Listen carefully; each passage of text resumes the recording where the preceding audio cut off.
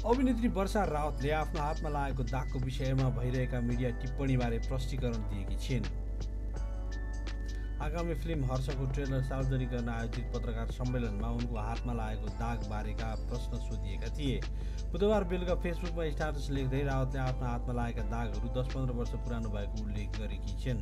Facebook प्रोफाइलमा अहिले पनि दाग भएका फोटोहरू रहेको र अहिले पनि हेर्न सकिने उनको भनाइ छ। लेख्छिन्, आज बनेका धेरै हेडलाइनहरूले मेरो हातमा लागेको दागलाई उठाएर पूर्ण रूपमा भ्रामक तरिकाले प्रस्तुत गरेका छन्। मेरा 10-15 वर्ष अघिका तस्बिरहरू अझै पनि मेरो प्रोफाइलमै छन्। त्यहाँ त्यही बेलाका दागहरू स्पष्ट देख्न सकिन्छ। उनले आफ्नो व्यक्तिगत जीवनबारे अनुमान नगर्न समेत आग्रह गरेकी छन्। फिल्मभन्दा पनि आफ्नो व्यक्तिगत जीवनबारे टीका टिप्पणी भएको भन्दै उनी दुखित सुनिएकी छन्। मिडियामा आफूलाई नकारात्मक रूपमा चित्रण गर्ने गरिएको उल्लेख गर्दै उनले लेखेकी छन्, मैले एउटा कुरा भनेकी थिएँ, मलाई कहिलेकाहीँ मिडियामा बोल्न डर लाग्छ।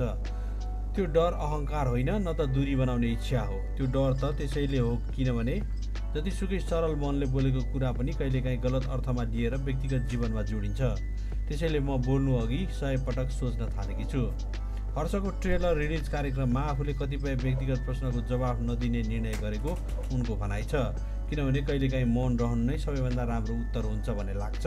तर आज आएर मिडियामा मेरो नबोलेको कुराहरूलाई फरक अर्थमा प्रस्तुत गरिएको देख्दा मन दुख्यो, उनले भनेकी छन्।